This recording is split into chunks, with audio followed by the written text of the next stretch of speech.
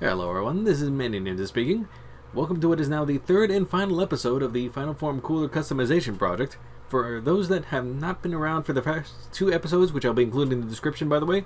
basically the gist of this was after I did the teardown video of this particular toy, quite some time back at this point, I kind of wanted to see if I could do something to make the details that were already part of the actual sculpt pop a bit more, because the figure itself was completely unpainted, just bare plastic. As well as I wanted to see if I could do something in order to cover up the pin openings that were exposed on this particular toy that you don't get on something a little more premium like SH figure art stuff, in order to help it blend a little more with the rest of my collection. As you can kind of guess there, I've managed to complete most of what I wanted to do in there, and what I'm actually doing here is I'm doing the last few steps, which is trying to even out the paint job over particularly the purple parts of the skin there on Cooler, because the paint I use actually left a bit of a glossy finish, and in order to do that I'm actually using a little bit of Mr.Hobby Premium Top Coat in order to do that. While I believe D-Star actually covered this particular product a little more at length and a little more detail on his own channel, I'll try to add that video to my description a little bit later. Generally, the gist of what this particular product does is, over the course of the 2 to 3 layers that you apply on there, it applies what's normally a transparent film, as long as you're applying it correctly on there, that is still opaque just enough in order to really cut down any of the shininess or glossiness on whatever surface you happen to apply it on. Normally it's aimed towards something like a model kit or something like that, or certain toys, which honestly, because of the type of plastic this thing uses, still makes it a pretty ideal application. So even if you have the base toy and you don't want to go through all the steps I have, even just applying the top coat on that will still make it look a little more premium than what it was before, a little less glossy overall. There are two things I do want to mention about this particular product though, and that would be first one actually based off something that I was seeing off their own description of how to use the product, which I will actually add that link to the description as well for that matter, and that's that the thing is a bit more distance sensitive in the sense that if you're spraying a little too far away, it's possible that the stuff in the aerosol might start drying in the air a little faster than you expected, and if it ends up landing on the surface you're trying to flatten out, it will dry on there, but it will also create a bit of a white grainy texture or kind of frost the surface in a way that you might not necessarily be planning on. So just, well, one, watch the video as described there and kind of be cautious of how much you're applying or from what distance. And the second one, which isn't mentioned but I feel is a little more important to mention, is this stuff does have quite a bit of fumes on it, and quite frankly, and therefore you really want to be using this stuff in a more open air environment, something with like the airbrush with behind me, and even then I still had a big shop vac pointing the air and pushing everything out the open window that is behind my setup here in order to really get the fumes out, because they do linger for quite some time. Now that we have everything with the matte coat though, now is when we're going to be handling the attempts to do a little more shading on the figure, and in order to do that I took the general, at least a little bit of what the skin color that I had from before, added a little more black paint and kind of thin things down a little bit more in order to make kind of a darker wash. And I'm using that wash, you can see here, in order to fill in the little crevices and areas between where basically you have your more muscle definition and kind of neck definition, clavicle definition in this case, in order to get it to fit in the recesses, at least what would be more logical once you get the head and stuff back on there, where you would expect to be seeing the shadows basically. I made sure that the wash itself was actually even a little bit thinner than what the original paint was in order to make it so I could really build it up over layers and not completely go overboard. But honestly, in case I did go overboard and get a little more in there than I'm into, which is actually something that has definitely happened quite a few times during this part of the process here, I still had more than enough of the original paint handy that I could just wait till the wash dried and then take the original paint and then do a bit of a cleanup work as I went along, where in the spots that were needed.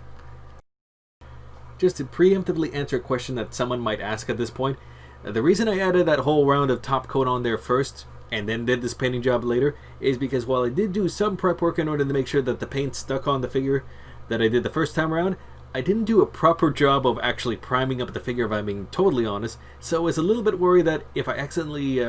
applied a little too much force or kind of scratched something, the paint would come right off with it. So in order to prevent that, I figured I better do some protective work in order to make sure I don't accidentally damage the work I had done up to that point. And worst comes to worst, I could apply another round of top coat on top of this one to flatten things out again. Hypothetically though, I probably could have gone away without that step, but it was more preventative maintenance than anything. At least that was the plan anyway, because a funny thing happened while I was trying to reattach the whole figure. Yeah, I ended up damaging not one but both shoulders to varying degrees in the process, because as it turns out, between the extra bit of little paint that I attached on there plus the top coat, yeah, the pins absolutely did not want to go back into place. And between attempts of a little bit of heating, a lot of force, and such, one of the shoulders got partially melted, as you can see there. That's the really ugly one. And the other one, thankfully, no real damage on that one, but a little bit of paint scratching that I need to address some there. So after a little more sanding and sort of work in order to get the pins to be slim enough so they can slip back in, here's what it looks like with the figure reattached, and all that work to get that thing pretty, and then only to have to redo it again in that part entirely on that shoulder. Thankfully, just a little bit of paint scratching on the other one, so it looks like we have a little more paint work and body work in order to work on, so let's get to that, shall we? The process of how I went about fixing things is pretty much the same way I went about kind of making the covers in the first place. So to just generally summarize, a little putty in order to smooth things over, redid the paint job, and redid the matte coat again, which is where you're seeing this footage from. And after all that, my take on the Dragon Star's Final Form Cooler that I don't mind displaying with the rest of my general figure collection. Now, frankly,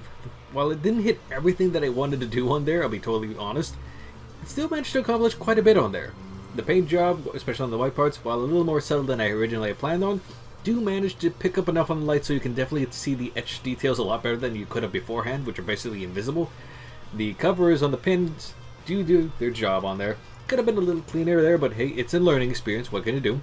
And all in all, I'm still pretty happy with how this thing turned out.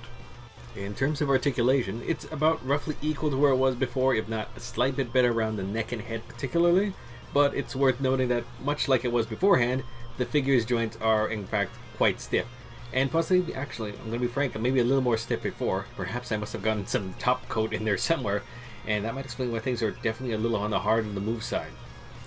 But all in all, that's actually quite useful, especially if it's something that can be more of a display piece where you wanted to hold the pose for a while, so that honestly suits my purposes just fine. Just as a side note, in case anyone wants to try doing a similar set of coverings as I did for this figure, particularly for the shoulder joints, you don't actually need to pull the arms off as I did. I mostly had those off already because I was doing the teardown footage in a previous video, but as it turns out, as long as you rotate the arms enough to the side there, or at least the biceps I should say, you'll have enough access to the shoulder openings in order to make the cover you need on that spot. So you can hopefully save yourself a little bit of the headache that I had. Of course, that's if you're just doing a strict Final Form cooler and not, say, the golden cooler in that case. If you haven't figured out how to separate the figure, please send me a message on that one, because I have no idea how to remove pins on these things. But figuring the answer to that will be another day, and with another figure. For now, thanks for watching.